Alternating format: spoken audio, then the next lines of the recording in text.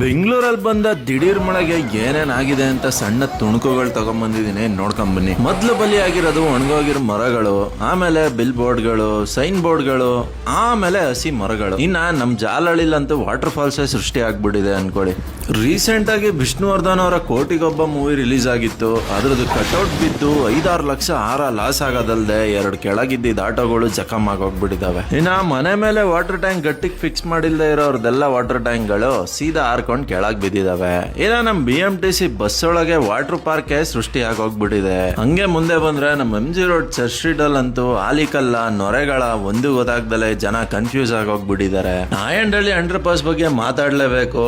ಇಲ್ಲಿ ನೀರ್ ನಿಂತ್ಕೊಂಡಿಲ್ಲ, ಕೆರೆನೆ ಸೃಷ್ಟಿ ಆಗೋಗ್ಬಿಟ್ಟಿದೆ. ಜೊತೆಗೆ ಸಿಲ್ಕ್ ಬೋರ್ಡ್ ಅಷ್ಟೇನೆ ಬರೋ ಡ್ರೈನೇಜ್ ವಾಟರ್ ಎಲ್ಲ ಆಚೆ ಕಡೆ ಬಂದ್ಬಿಟ್ಟಿದೆ. ರೋಡಲ್ಲಿ ನೆಟ್ಟಕ್ಕೆ ಕಟ್ಟಿಲ್ದೇ ಇರೋ ಡ್ರೈನೇಜಿಗೆ ಒಂದ್ ಇನೋವಾ ಕಾರ್ ಕೂಡ ಬಲಿ ಆಗೋಗ್ಬಿಟ್ಟಿದೆ. ಏನು ಮಾಡಂಗಿಲ್ಲ. ಹಂಗೆ ಸ್ವಲ್ಪ ಹತ್ರ ಬಂದ್ರೆ ನಮ್ಮ ಮಲ್ಲೇಶ್ವರಂ ಅಲ್ಲಿ ಬೆಳ್ಕೊಂಡಿದ್ದ ಬೃಹತ್ ಆಕಾರ ಅದ ಹಸಿ ಮರಗಳೇ ದುಬಾ ಅಂತ ಬಿದೋಗ್ಬಿಟ್ಟಿರೋದು.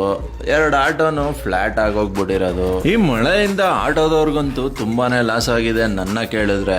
ಇನ್ನ ಬಸವನಗುಡಿಯಲ್ಲಿ ನೋಡಿ ಕಾರ್ ಮೇಲೆ ಬಿದ್ದಿದೆ ಸೀದಾ ಬ್ಲಾಸ್ಟಿಂಗು. ಶಿವಾಜಿನಗರಲ್ಲಿ ಬೌರಿಂಗ್ ಹಾಸ್ಪಿಟಲ್ ಅಲ್ಲಿ ಗೋಡೆ ಬಿದ್ದು 7 ಜನ ತೀರ್ಕೊಂಡ್ಬಿಟ್ಟಿದ್ದಾರೆ. ಅದಂತೂ ದುರಂತಾನೆ ಅಂತಾನೆ ಹೇಳ್ಬೋದು. ಇನ್ನ ಚಿಕ್ಕಪೇಟೆ ವಿಚಾರಕ್ಕೆ ಬಂದ್ರೆ ಫುಲ್ಲು ನೀರು ಎಲ್ಲೂ ಹೋಗಕ್ಕಾಗದೆ ಸಿಗಾಕೊಂಡು ಬೋಟ್ ಮ್ಯಾನ್ ಸೃಷ್ಟಿ ಆಗ್ಬಿಟ್ಟಿದ್ದಾನೆ. ಅಕ್ವಾಮ್ಯಾನ್ ಗೆ ಸೈಡ್ ಹೊಡಿಯೋ ರೇಂಜ್ ಅಲ್ಲಿ ಹೋಗ್ತಾ ಇದ್ದಾನೆ, ನೋಡ್ತಾ ಇರ್ಬೋದು ನೀವು. ಇವನಷ್ಟು ಖುಷಿ ಪಟ್ಟಿರೋದು ಈ ಮಳೆಗೆ ಇನ್ಯಾರು ಖುಷಿ ಪಟ್ಟಿರ್ಲಿಕ್ಕೆ ಸಾಧ್ಯನೇ ಇಲ್ಲ ನನ್ನ ಪ್ರಕಾರ. ಒಟ್ನಲ್ಲಿ ಇನ್ನೊಂದ್ 2 ದಿನ ಜನಗಳೆಲ್ಲ ಸ್ವಲ್ಪ ಹುಷಾರಾಗಿ ಓಡಾಡಿ ಅಂತಾನೆ ಹೇಳ್ತೀನಿ. ಇನ್ನ ನಮ್ ರಾಜಾಜಿನಗರಲ್ಲಿ ಏನ್ ಕಡಿಮೆ ಇಲ್ಲ ಗುರು. ಮರ ಬಿದ್ದು ಆಟೋಗಳು ಡ್ಯಾಮೇಜ್ ಆಗಿದೆ, ಏನು ಮಾಡಂಗಿಲ್ಲ. ಆಟೋದವ್ರು ಸ್ವಲ್ಪ ಇನ್ನೂ ಹುಷಾರಾಗಿ ಓಡಾಡಿ ಅಂತ ಹೇಳ್ತಾ ಇದ್ದೀನಿ.